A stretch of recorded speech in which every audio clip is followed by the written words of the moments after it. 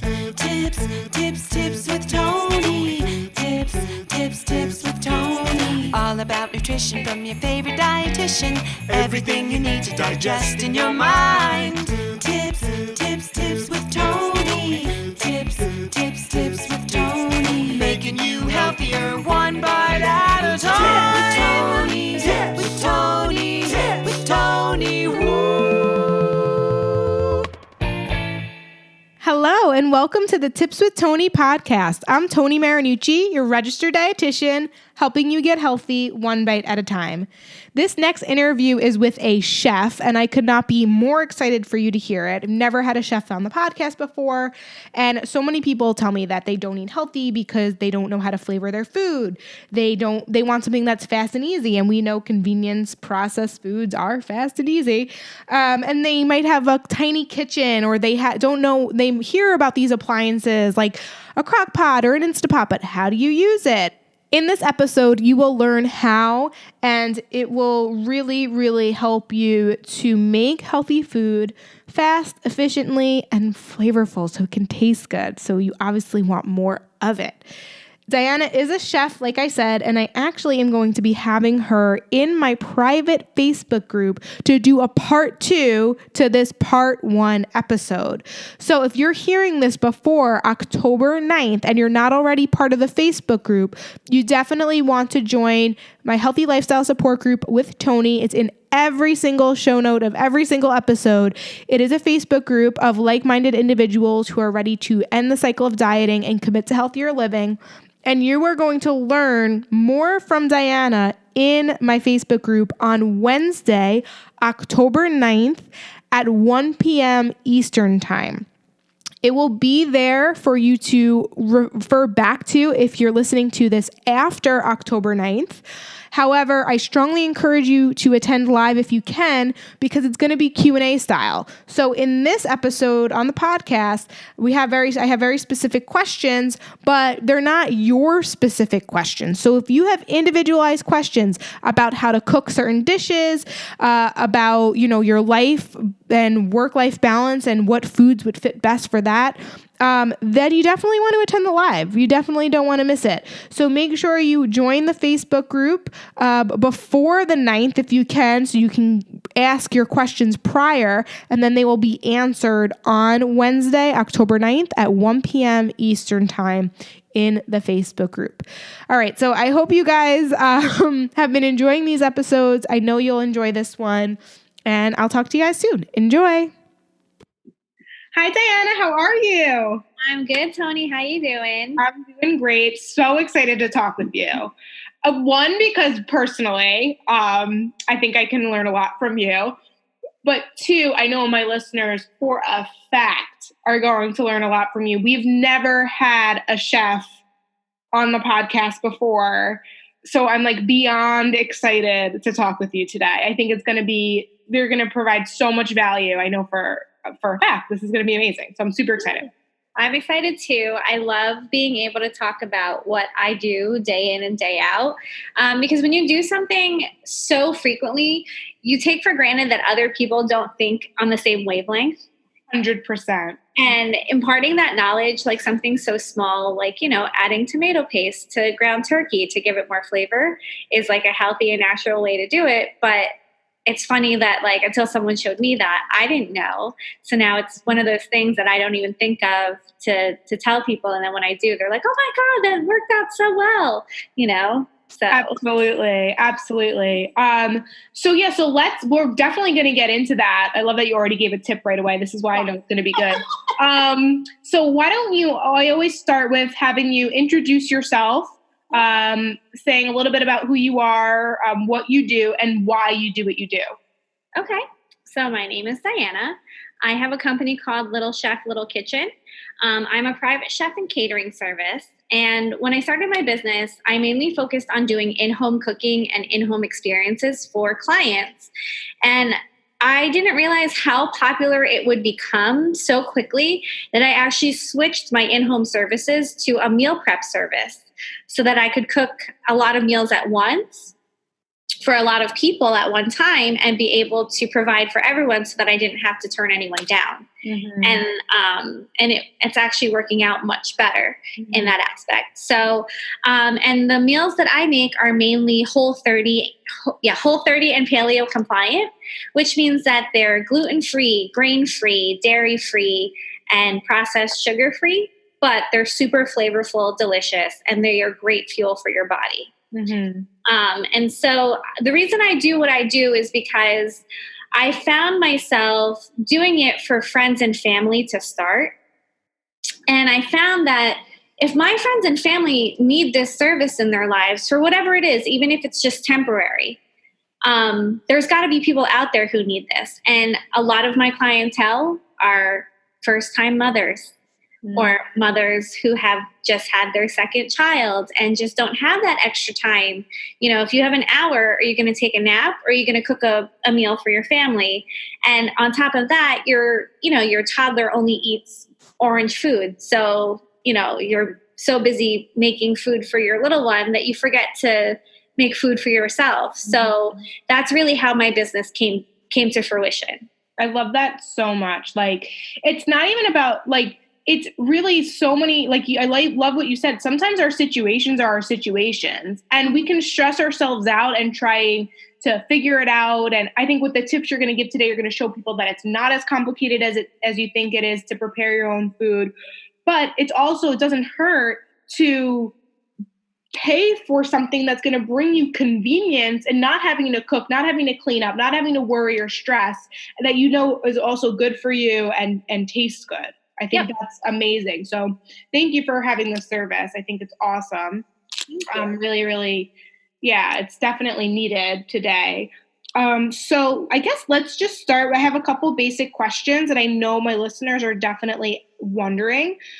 So you claim, and I believe you, and I actually did try some, you did the catering event that we met at an entrepreneur thing. Did you make any of the food that was there? I can't remember. Yeah, all of that was made by me. Okay, well, so then it was delicious. Okay, so I wasn't sure if it was made or it was just you were helping with the event planning.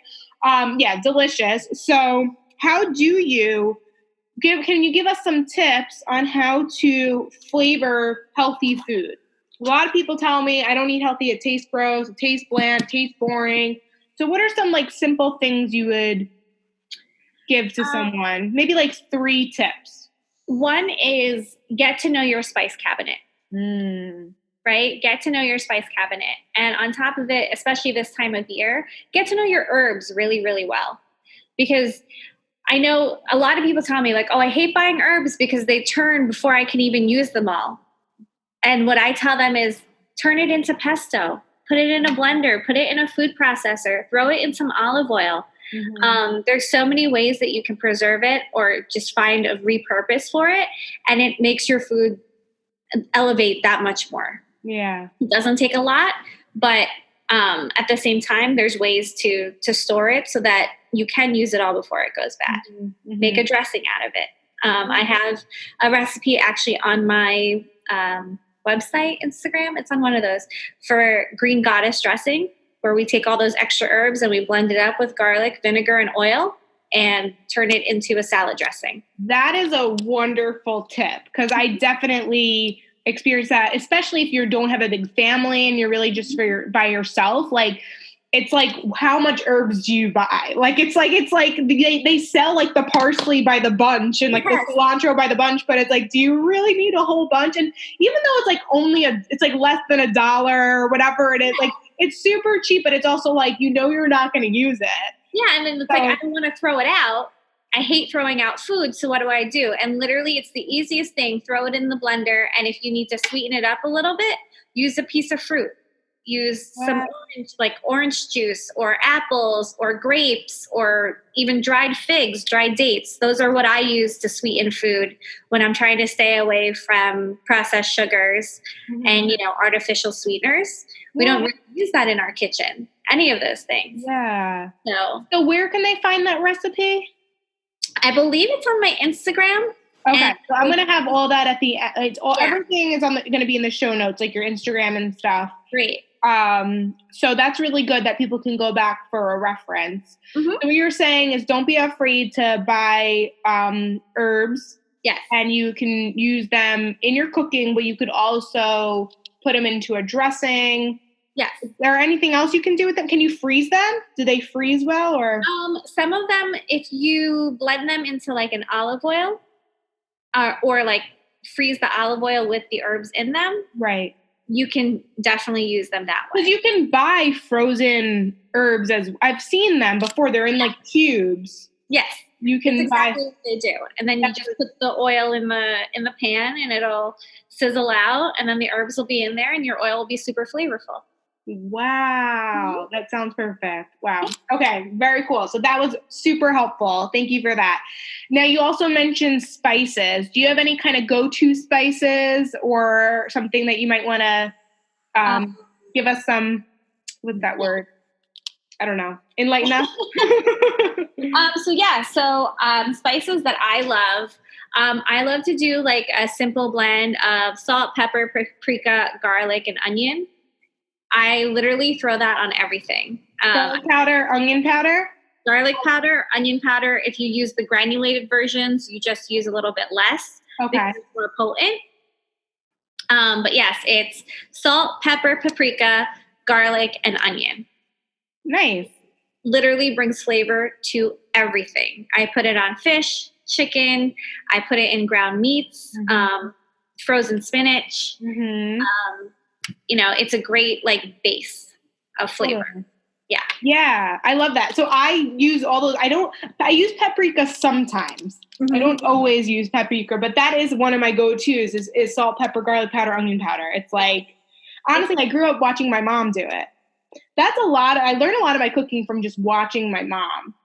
I guess, so, I mean, I want to, and you already gave the tomato tips. So I think we gave a lot of tips about like how to bring flavor. Mm-hmm.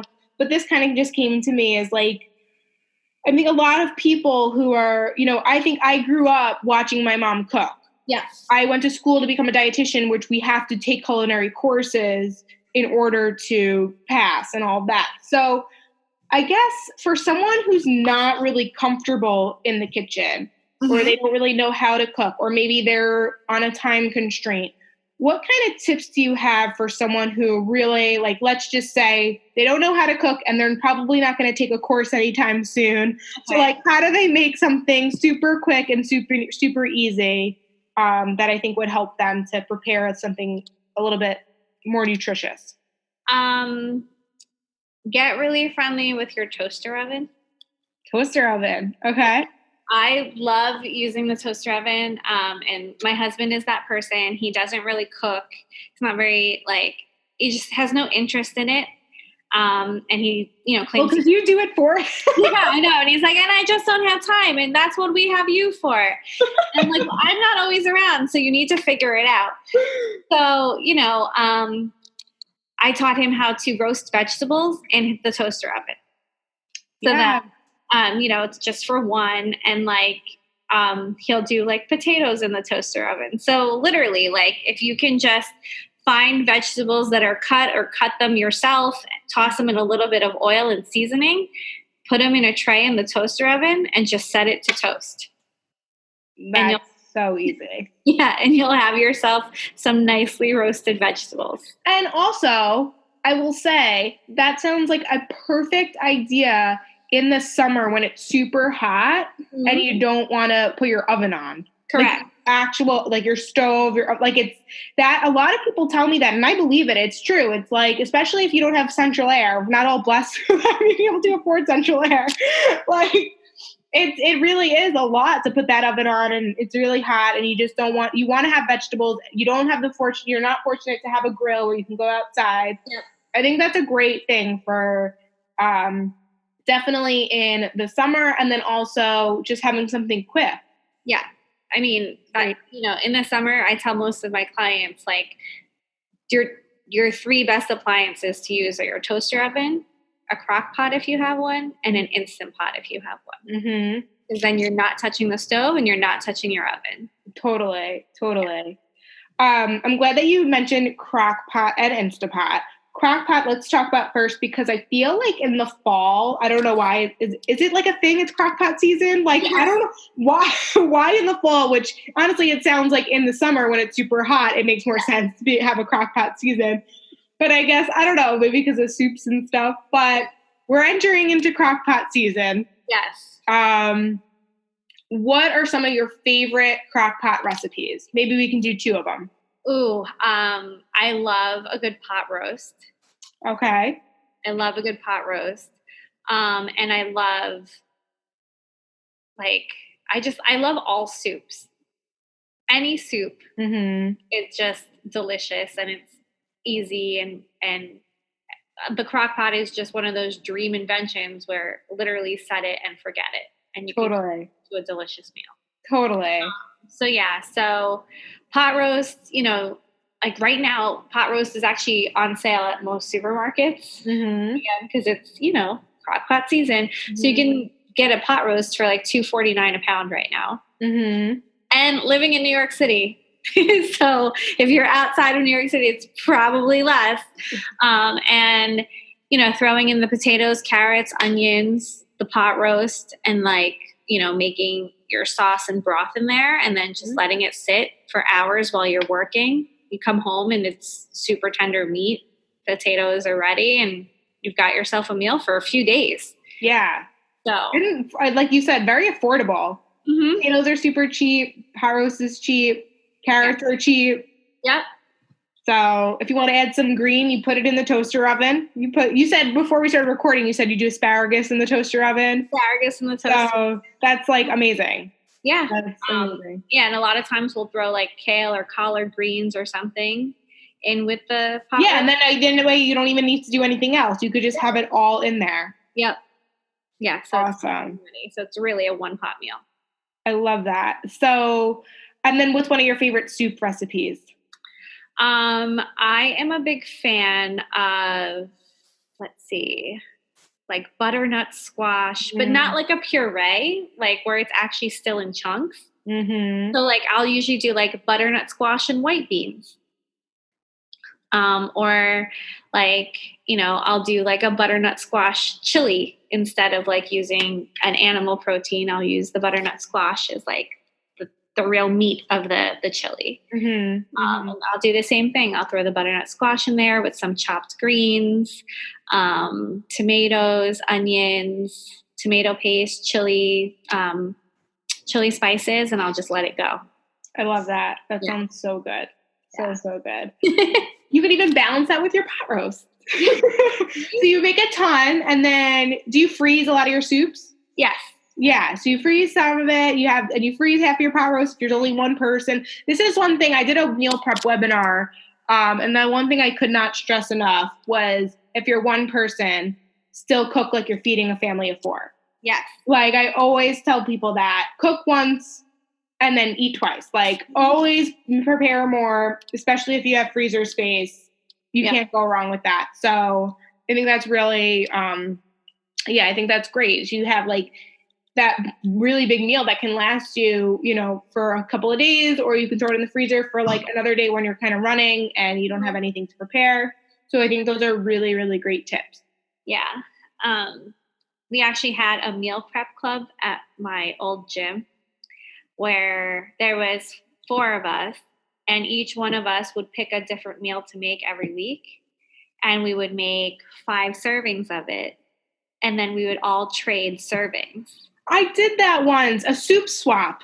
Yeah. A soup swap with my dietitian friend when I used to work for now I work for myself full time, but when I used to work for a company, we would do that in January. We would do a soup swap. So wait, let's backtrack a bit. Explain that, because I don't know if people understand what you are doing, because this is a fabulous idea. Yeah. And if you guys, people listening, if you have a community of people where you trust where their food came from, yeah, and how they prepared it, maybe even a sibling. I know I could totally do this with my sister and maybe my cousins or something.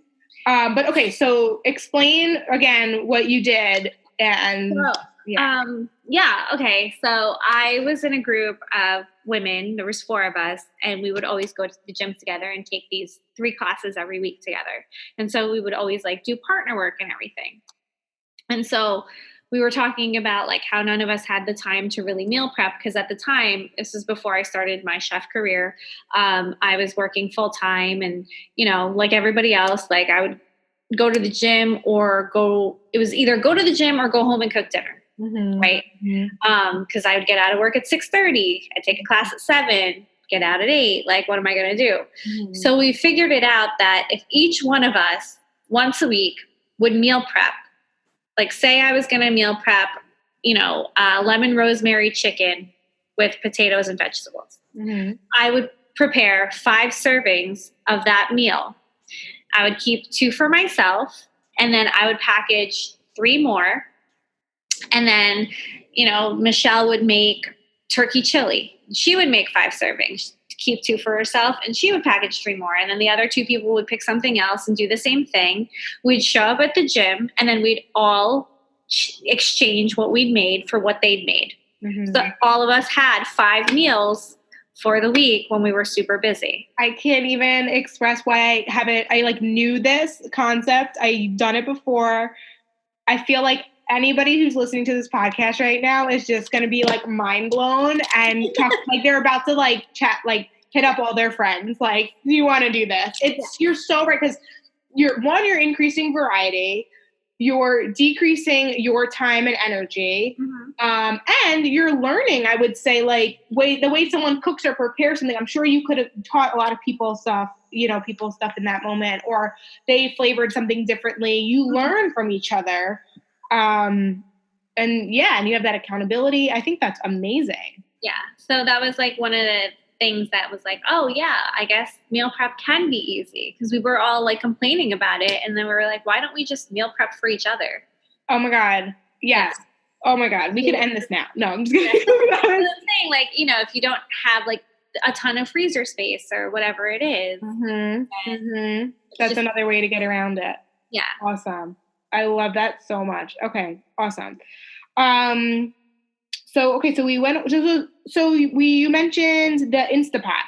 So yes. The Instapot's not something I'm very familiar with. I hear it's wonderful. It really is. So at the gym I belong to now, I do a cooking demo. So I'm actually doing a cooking demo tonight.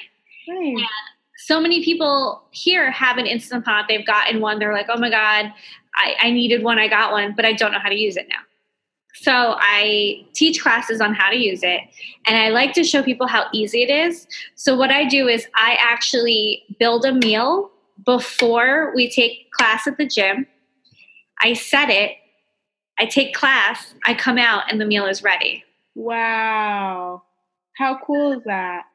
So it's another one of those really useful tools, and it does everything. So like it's also a one pot usage. Like you can saute in it. So if you have a recipe that calls for, sauteed carrots and onions, then add, all of your, like a lentil soup, like you saute your carrots, your onions, or celery, then you add the lentils in, you add the broth in, you have a perfect lentil soup in 45 minutes. Wow. So, because it uses pressure and heat to cook food. So that's why, it actually cuts the time in half. So if you're on the other side of it, where you're like really in a time crunch, you could literally throw your stuff in, get a meal ready, and then go to the gym, come home, and your meal is done. Wow. Okay. That's really cool. So so you basically have, the crock pot, and I don't know if people know this, but so with the crock pot, you put everything in the pot, but it's a slow cooker. So it's like you put it on in the morning before you leave for work, and it has to cook for like 6 to 8 hours. Mm-hmm. Then when you get home, it's ready, but it's not immediate. It's Correct. Great in the convenience of not having to prep and cut and chop and all that and clean a ton of things. But it takes a lot longer, but it's great. You can literally set it and forget it, go on, and it won't burn. It cooks slowly. Like you don't have to worry about that. Whereas the other part is with the Instapot, it's a similar concept, but it's actually happening a lot faster. Correct. And the thing is, with an Instant Pot, it actually has a slow cooker function. Mm-hmm. So a lot of people are like, oh, I already have a crock pot. What am I going to do? I don't need another, item. And I'm like, well, you can keep your crock pot or give it to somebody else who doesn't have one. And now you keep an Instant Pot that has both functions. Okay, so so it sounds like everybody should probably. Yeah, I mean, that's a huge reason why a lot of people have gotten it, because they're like, oh my God, there's so many things I can do in here. I'm like, if you don't already have a crock pot, don't buy one, buy an Instant Pot. My suggestion is buy an Instant Pot. Oh my God, that is awesome. This is great. Okay. I guess the last question, which I think is the best one, because it's the name of your business, is all about tiny kitchens. And so some of us, I included, I'm in a 1-bedroom apartment where, let's just say, I'm lucky to have a little bit of counter space. That's basically my microwave is half of the counter space, and my Keurig is the other half of the counter space. And then when I decide to do my dishes, it's the drying space. So I have very limited space, and I know I'm not the only one. I'm right outside New York City. A lot of people in the city have very tiny kitchens. So how would you explain helping someone who has very limited space and they want to make maybe more food or more elaborate food or healthier? I don't know. Just like, how do you deal with that? So obviously I'm a New York City resident too. I work in little kitchens a lot, especially when I was doing in-home. I would walk in and they would have like a little, like literally like a 2-burner camp stove to cook on, right? But you're not set by your limitations. You just have to get creative. And so, wait, pause. Yeah. You're not set by your limitations. You just have to get creative. We're talking about food here, people, but that was amazing. You are going to be quoted and shouted out. Thanks. So when it comes to prep space, like I will literally use anything. Like if you have a sink, buy a cutting board that's a little bit bigger than your sink opening. Oh, wow. And if your burners aren't on, you can put stuff on your burners. You don't have to be afraid. Things aren't going to get hot unless the fire is on, or if it's an electric stove, unless you turn it on. So I see a lot of people who are like, oh, I only have like, where my stove is. And I'm like, okay, so put something on top of your stove. That's brilliant. Yeah. You can have like a wood board. Yeah. Wood boards are the best. I was actually in somebody's kitchen and they had a ceramic pizza baking stone in their oven. And I was like, put that on top. It's nice and sturdy. It's not going to move. Use that as a surface. So yeah, you just, if you can create a flat, sturdy surface, go for it. So that's why I usually tell people, like, if you have a small kitchen, you usually have a small sink. You can get a cutting board that's bigger than your sink, cut right on there. So, and then, or also put it on top of the stove if you're not already using the stove. Yep. Wow, I love that. Yeah. So that's how I get around creating more space when there isn't any. Yeah, for sure. Yeah. For sure. So we can do all these things, and we could also just buy food already prepared if we live in the New York City area. I mean, there's other services around the world and around the, whatever. However, if anybody here lives in New York City, where do you deliver your food to? Where specifically? So usually it's in the Long Island City area, as well as, some of the east side of Manhattan. Other than that, my clients and I try to meet, or we have pickup depots at a couple gyms in our area. Luckily, I'm one stop off the 7 train. So a lot of clients find their way over here, especially if they only have to come once a week, pick everything up, and then go. Yeah. So do you have meals like breakfast, lunch, and dinner, or just excuse me? Usually I do a menu of 4 or 5 items. Okay. And then it's up to everyone to pick what they want and then how they want to consume it. Gotcha. Sometimes people will order a package of 10 meals and it's, a husband and a wife, or, 2 girlfriends, and they'll each use 1 meal for dinner. And then if it's one single person, sometimes they'll get 10 meals and they'll eat 1 for lunch, 1 for dinner. Yeah. It all depends on how you want to split it up. Totally. And either way, you're just making your life easier. Yeah. By just having that, for sure. So that's great. So how would people get in touch with you if they wanted to use your services? Or honestly, you just seem like someone who has just so much knowledge about cooking. So how would someone be able to ask you questions that they have or to use your services? I'm always available. I put a lot of tips up on my Instagram, especially in my stories. Yeah. So my Instagram is very active. I have an email. So when I'm in office, I sit down and actually answer those. Those are really the easiest ways to reach me. And people hit me up all the time. Like, hey, my brother gave me, a 3-pound pork roast. What should I do with it? Or how do I butcher a pork loin? Cause I bought, a giant pork loin from Costco. I've never bought one before. What do I do? Simple stuff like that. And it's so easy. Yeah. And it's easy. I know it's easy to find the information online, but when you've never done it before, it's like, oh, I can read through this article, but I just want someone to tell me that I'm doing it right. Yeah, you just want to be exactly. So much faster when you have a reliable resource you can go to rather than like going on Google or trying to figure it out on YouTube. It's like, totally. So my Instagram is my company name, Little Chef Little Kitchen. And my email is diana@littlecheflittlekitchen.com. So perfect. And I'll add that into the show notes. Great. Yeah. Sure. Is there anything else that you wanted to share or talk about that we didn't go over today?